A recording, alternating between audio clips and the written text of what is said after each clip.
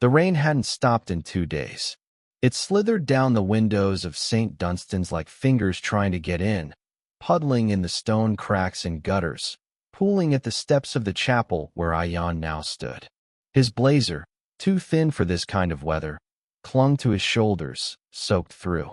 He didn't remember walking here.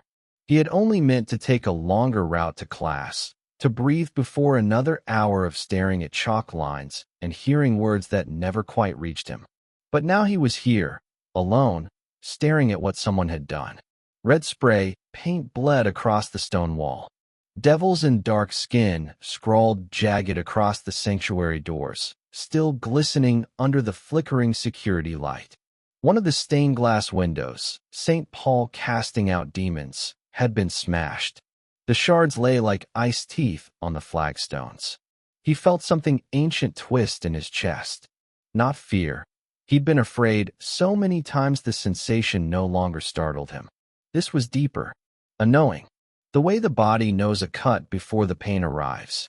Somewhere behind him, a door clicked shut. He didn't turn around. They would say it was him. He already knew. When he arrived at form, the silence was tight. Lewis looked up from his desk, lips twitching, eyes flat with something just shy of triumph.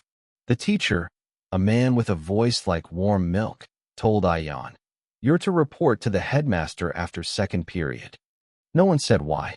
They didn't need to. Ayaan nodded. Saturday. And for the next hour, he watched the drizzle race down the windows and tried not to feel the heat rising beneath his collar. The chapel had always felt like the only quiet place in St. Dunstan's. He would go there after school sometimes, not to pray, just to sit, where no one whispered, where the silence was not suspicious. The air inside always smelled faintly of wax and old wood. It reminded him of home, not his real home, not Mogadishu, which he barely remembered, but the memory his mother carried with her voice when she hummed while making tea. Now it was defiled, and someone had chosen to make that his fault. When he reached the headmaster's office, the rainwater had dried into salt lines on his sleeves. Mr. Fielding was standing, not seated. His office always smelled of leather and lemon polish, but now there was something sterile and cold behind it, like bleach. Ayaan sat in the designated chair. He had been there once before, when his math score had placed him at the top of the year group. Back then, there had been smiles. Now none. "Ayaan," Mr. Fielding said, voice low. "You've always struck us as a thoughtful young man. A quiet one." Ayaan nodded. "There's been an incident. At the chapel." Pause. "Do you know anything about it?" Ayaan shook his head.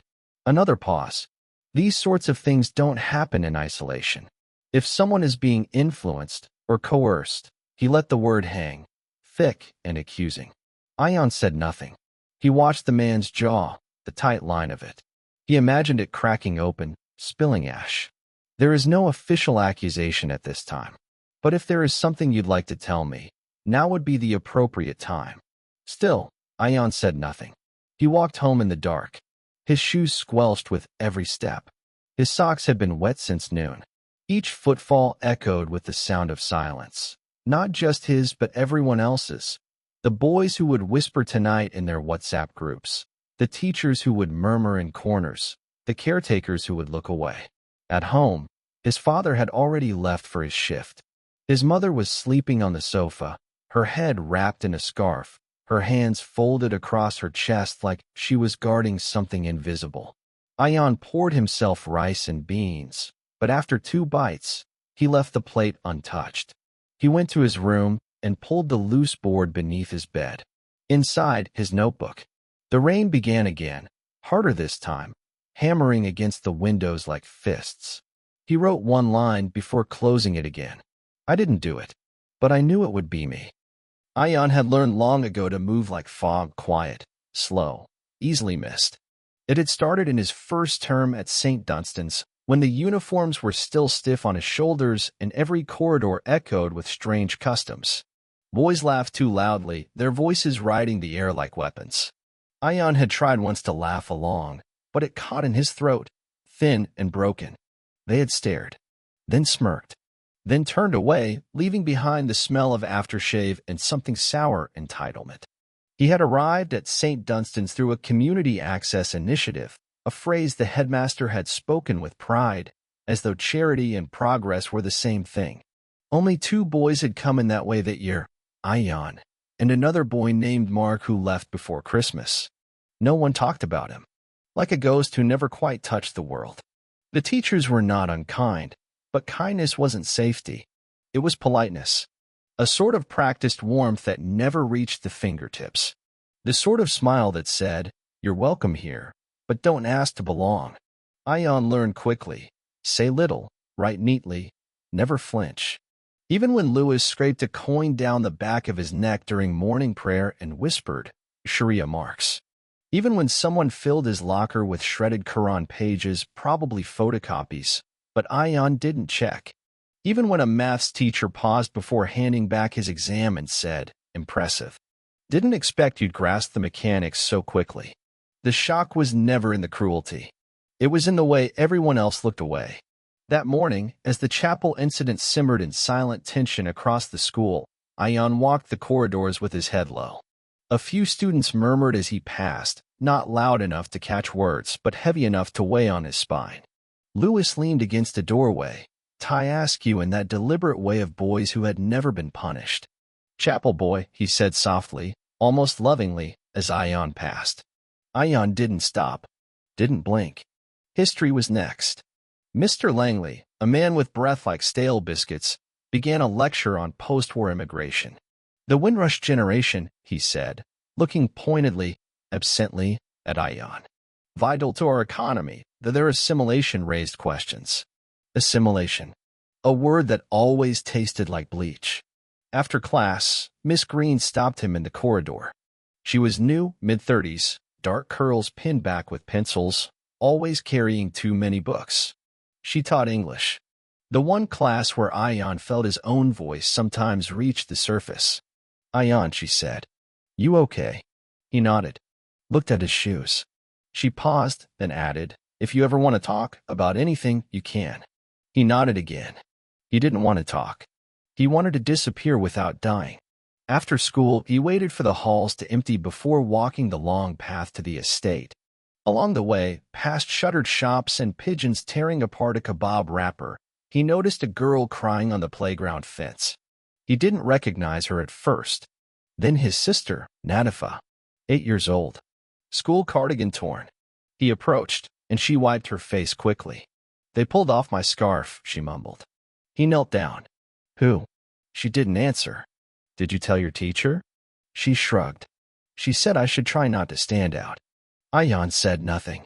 He pressed his forehead against hers, gently. They sat like that for a moment, 2 pieces of silence touching.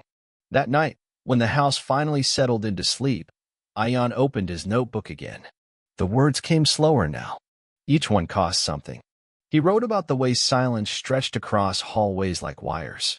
About the janitor who'd seen him near the chapel but said nothing. About Lewis, who smiled too easily. He wrote a line that chilled him as soon as it was on the page. They don't need to prove it. They just need it to feel true. Then he closed the book, replaced the board, lay in bed listening to the creak of pipes, the distant sounds of the city never sleeping. Outside, the rain slowed, but never stopped. The headmaster had never said his name aloud, not in connection to the chapel, not in public, not in writing. But it hung in every room Ayaan entered. A breath held in collective suspicion. An unspoken contract that everyone around him seemed to have signed without question. "We know it was you." He didn't walk the halls anymore. He slipped through them, a shadow in regulation gray, his badge gleaming dully on his chest like a target. Teachers asked questions not to find answers, but to announce the question itself. Did anyone see anything unusual? Has anyone heard anything? Some pupils may have been influenced by online material. And though no one looked directly at Ayaan, every pause, every glance that didn't happen, spoke louder than accusation. He stopped eating at lunch. The dining hall was too loud, too open. He took to sitting in the library's back corner, behind the radiator that never worked. From there, he could see rows of old books and a wall-mounted crucifix. The silence in the library was different from the silence he carried. It didn't tremble. The school bulletin that Friday listed the chapel as temporarily closed due to recent vandalism. No mention of investigations. No request for witnesses. Just a statement that it would be restored in time. Restored. As if walls could forget what had been carved into them. That afternoon, Lewis cornered him in the cloakroom. The space was small, dimly lit, and thick with the smell of wet coats. Ayaan had been hanging up his blazer when Lewis stepped in, close enough that their shoulders nearly touched. "You've been real quiet," Lewis said. "Chapel boy." Ayaan didn't respond. His fingers clenched around the fabric of his coat. Lewis leaned in, voice syrupy. "Guilt will do that. Makes people quiet." Ayaan turned. Their eyes locked. "I didn't do anything," he said. Lewis smirked. "Didn't say you did." He walked off, whistling. The sound echoed like a sneer. At home, the silence wasn't safer. His mother had begun coughing again, deeper this time. His father worked every night shift he could find, 7 days running now. When Ayaan mentioned the chapel, his father only said, "You keep away from all that. Don't bring trouble to the door." Trouble didn't knock. It seeped in. That evening, as the family slept and the city hummed beneath the estate windows, Ayaan wrote again. He wrote not about the vandalism, but about the space it left behind, the way a sacred place could be hollowed out by lies and then filled with the wrong names. He wrote about his name, what it meant, how his grandfather had carried it in war, and his father in exile, how it didn't belong on any suspect list. Then he wrote, "They didn't say it was me, but they left the space for my name to bloom in silence." At school the next morning, Miss Green found him in the hallway. She wasn't smiling. "I need a word," she said, gesturing toward her classroom. Ayaan followed. Inside, she handed him a folded sheet. His handwriting. A page torn from his notebook, one he must have dropped or left inside a return library book. He froze. "I think this is yours," she said quietly. "It's extraordinary." He didn't speak. His heart was a drum in his throat. "You wrote this, didn't you?" He shook his head, too fast, too hard. She paused. "Ayaan, no one's in trouble. This is powerful. Honest. It deserves to be read." "I didn't write it," he said again, staring at the floor. Miss Green hesitated, then nodded. "All right." She folded the page again, set it on her desk. "If you ever want to talk about what's happening, I'm here." He nodded, left the room. But all day, his chest burned with the echo of what she said. It deserves to be read. That night, he stared at his ceiling and tried to imagine what would happen if his words were ever seen, really seen. Not just as evidence, but as truth. He couldn't. Not yet. But he began a new page anyway. The notebook was starting to fill. Its spine cracked now when he opened it, pages soft from the press of his palm. Ayaan had taken to writing in the hour between dusk and sleep, when the house settled into breath and the distant hum of traffic sank low. It was his only honest hour, the only one that didn't ask for performance. He wrote about voices, about how they could become weapons, how politeness could wound worse than fists. He wrote about the silence between accusation and proof, how that silence suffocated. And he wrote about Miss Green, not by name, but as the only adult who didn't flinch. The next morning, she didn't mention the page again. Didn't press him. But her eyes lingered a little longer during roll call. When she handed back essays, her fingers brushed his for a second too long. Not affection, permission. As if she were saying, "I see you." That day, a new rumor slid through the corridors like smoke. Someone had confessed. Not officially, not publicly, but someone had admitted involvement. No names, no facts, just suggestion, just poison. At break, Ayaan passed Lewis on the stairs. The boy's smirk was razor-thin. "Funny thing about chapels," Lewis murmured. "They forgive everyone but the guilty." Ayaan didn't stop. He couldn't afford to. In the library, he tried to read an anthology of war poetry Miss Green had once recommended. But the words wouldn't settle. They blurred, twisted. Every line became about him. Every stanza a mirror. He didn't go to lunch. Instead, he slipped behind the art block, where the stone walls dripped with old moss and the world felt quieter.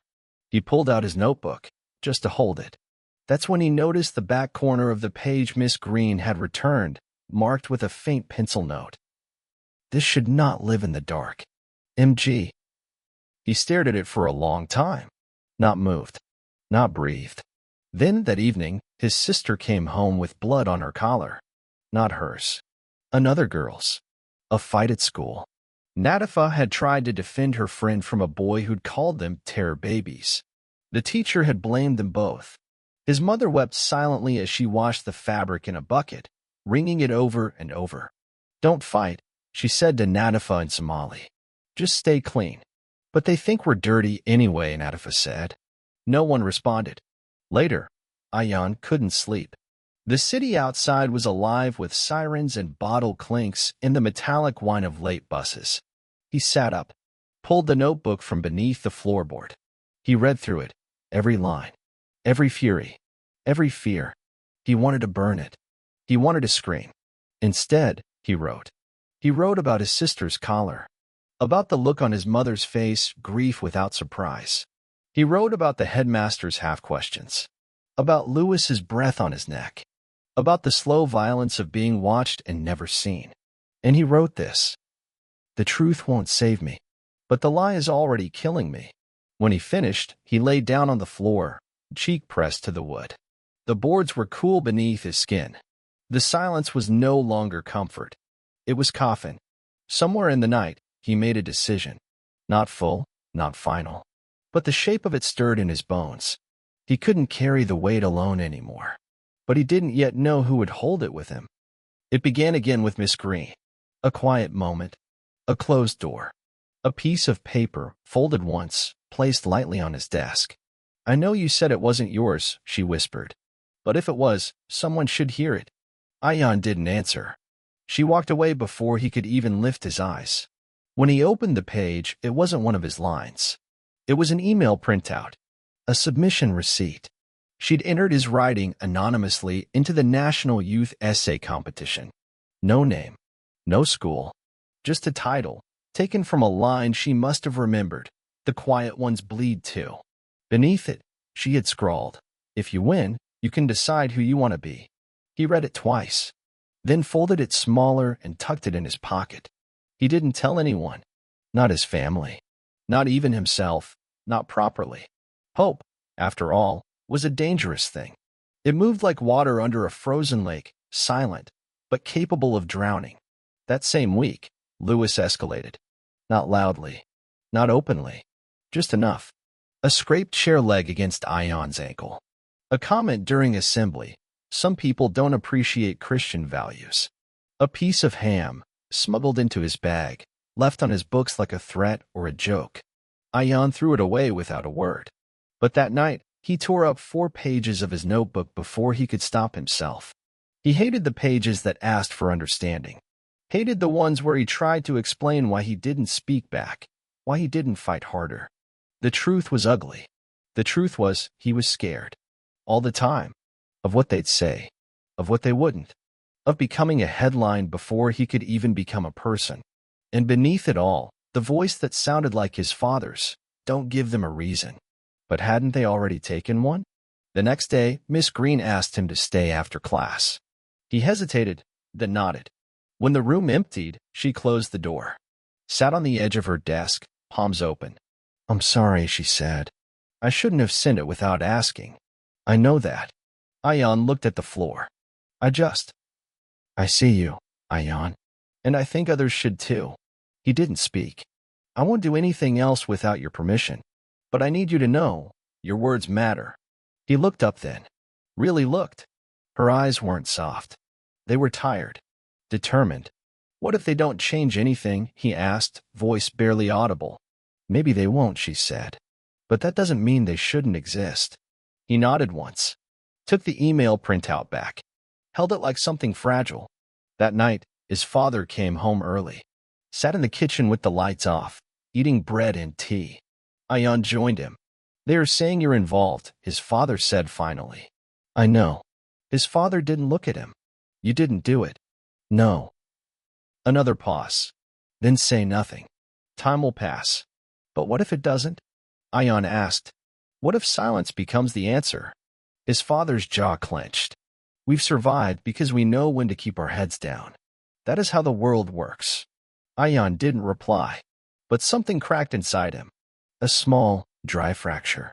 Later, he wrote, they call silence strength.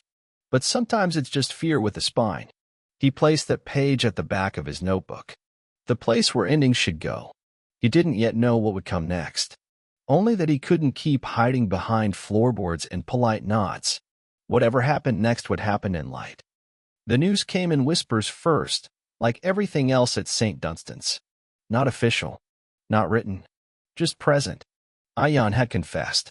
He heard it between lessons, felt it on his back like breath. A teacher's sigh behind a closed door. A boy in the corridor saying he finally cracked.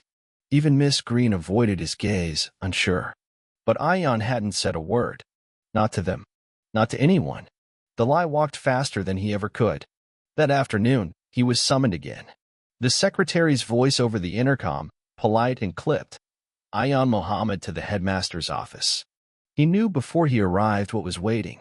Mr. Fielding was sitting this time. He looked tired. His hands were folded, elbows resting on a desk so spotless it looked untouched. A printed form lay before him, blank but expectant. We've been advised to begin preliminary disciplinary action, he said without looking up. Pending further review. Ayaan said nothing. There's no formal charge. But in cases like these, perception matters. The school's reputation. I didn't do anything. The words came out low, steady. Mr. Fielding paused, lifted his gaze. You're saying you had no involvement. At all. I'm saying I didn't do it. He tilted his head. That's not quite the same thing. Ayaan felt it then, that hollow place inside, the one that opened every time someone told him who he was without asking. He stood. Am I suspended? No. Not yet. But we recommend a few days at home. To allow things to settle. Settle. Like dust. Like shame. When he left the office, the hallway was empty. The rain had started again, soft this time, almost apologetic. At home, his father was already waiting. He had received a call. You said nothing? Ayaan nodded.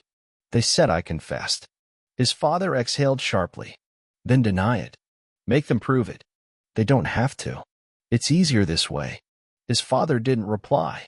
Just looked at him, hard and quiet. You want me to stay small, Ayaan said. But I already am. Every day. Isn't that enough? His father's voice was tight. You think I want this? You think I'm proud to beg for silence? You don't understand what they can take. I do, Ayaan said. That's why I'm tired of giving it to them. That night, he couldn't sleep.